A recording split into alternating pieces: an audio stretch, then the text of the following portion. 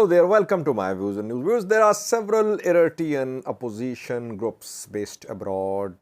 Some are political groups, others are just advocacy groups. How do they see the ongoing tension between Ethiopia and Eritrea? Will they support Ethiopian government in case of Ethiopian military offensive to take control of Asseb? We've been trying to contact people. And response of afar organizations matters a lot, because if Ethiopia decided to take Asseb by force, it would enter Eritrean Red Sea region where Afars live. It will try to move towards Asseb. So it will move through a far majority Eritrean territories. So that is why, what are Afar organizations saying? Are there any preconditions laid out by these organizations to support Ethiopian government? I talked about Rado 2 days ago in a video. Red Sea Afar Democratic Organization. No statement from Rado so far, but we know that Rado is based in Ethiopia and Rado has a presence here. What about other Afar organizations based abroad? I think these organizations, one of them has issued a statement laying out one precondition. Ethiopian government will have to fulfill this condition to get the support of Eritrean Afar organizations. We'll have a look at this statement of this organization. Rado is pro-Ethiopian government. Its leader, Ibrahim Harun, I think is in Ethiopia, if I am not wrong. Rado is being reorganized. We could see movement of Rado fighters in Ethiopia, I think, in coming months. Rado obviously will get assurance from Ethiopian government that if Ethiopia seized Asseb, what will Rado get in return? Talks will be held, but I think in secret.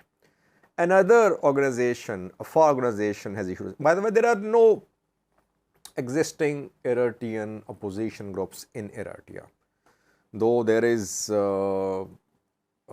some dissatisfaction in Red Sea region of Eritrea, where people, Afar, indigenous people, have been campaigning that their rights are being denied.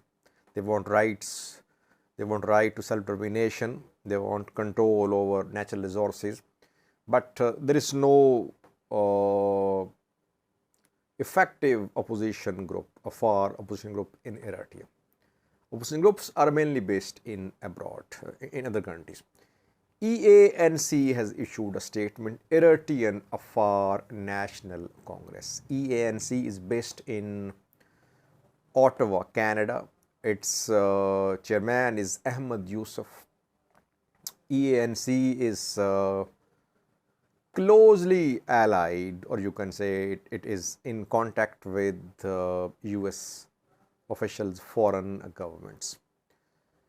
EANC does not want any separate Afar country. It wants Eritrean Afars to have right to self-determination. This is official stated position of EANC. EANC a few hours ago issued a statement in response to PM Abiy's call. PM Abiy a week ago made Ethiopian position clear that Ethiopia wants access to the Red Sea. And if Ethiopia wants access to the Red Sea through Eritrea, it will be through Afar Ethiopia, Afar Eritrea. EANC firstly says that all the resources in Afar majority territories of Eritrea are properties of indigenous Afars of Eritrea. All resources mean natural resources there, territorial waters, territories, coastal territories, etc. Everything is the ownership of Eritrean Afars. If Ethiopia, almost quote unquote, I am sharing the position of EANC with you. If Ethiopia unilaterally takes control of Asseb, or if it reaches an agreement with Eritrea about Asseb, it would be a violation of international rights, international laws, violation of rights of Eritrean Afars living in Eritrea. So, it means that EANC is rejecting unilateral move, military offensive from Ethiopia to retake Asseb. But it is sharing a precondition too. Before that, ENC in a statement criticized Asseb, Eritrean government, that Eritrean government is responsible for regional instability, that Eritrean government is behind human rights abuses inside, outside Eritrea, that Afars in Eritrea are suffering, they are being killed, ethnic cleansing is being committed, they are being displaced, their rights are being denied. So, one precondition laid by ENC is that Ethiopian government should talk to ENC and other Eritrean opposition groups about how to bring about regime change in Eritrea. ENC wants Ethiopia's cooperation for removal of Asseb. If Asseb, Eritrean president, is removed, after that economic integration is possible between Eritrea controlled by new forces and Ethiopian government. This is the precondition laid out by EANC. Can we say this is position of other Eritrean opposition groups as well? We don't know, but opposition groups have been working on one point agenda. They want to remove Asseb. They want to bring about democratic change in Eritrea. Obviously, they have backing of foreign governments, they have backing of anti-Eritrea elements, they have backing of TPLF. Now they'll have backing of Ethiopian government too. So their first priority is that they want to remove Asseb. If Ethiopian government wages war on Asseb, and it gives no guarantee to these opposition groups about removal of Asseb, opposition groups will not support Ethiopian government.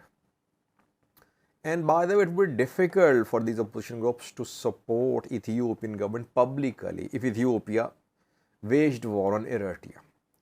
So all these groups are issuing statements saying that they respect Eritrean sovereignty and national and territorial integrity, that Eritrean territorial integrity and sovereignty is not up for sale. So, on the one hand, they are pro-Eritrea. They don't want Eritrean territory to be annexed by Ethiopia. On the other hand, they are ready to cooperate with Ethiopia, but they want Ethiopia to remove Asseb first. They want Ethiopia to cooperate with opposition groups in the removal of Asseb, and then talks will be held.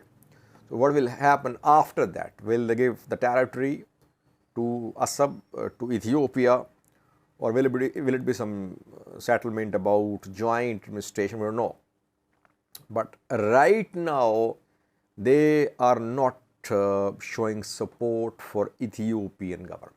It means that Ethiopian government will have to talk to these opposition groups, and I wouldn't be surprised if I come to know that already talks are underway. If Ethiopian government is serious about retaking Asseb, it will involve Eritrean opposition groups. You will see talks between Eritrean opposition groups and Ethiopian government. Already accusations are being floated by pro-Eritrean government activists. They say Brigade Nihamado is being backed by Ethiopian government.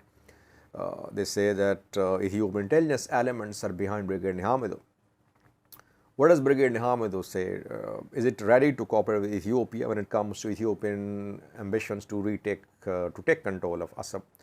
That remains to be seen. Overall, these opposition groups will never take pro-Ethiopia approach publicly. They'll always say that for them, Eritrea is first. Eritrean territorial integrity and sovereignty first. But behind the scenes, I think they'll agree on some settlement with Ethiopian government. But they wouldn't agree with Ethiopian government if government does not give assurances that the government wants to remove Asseb.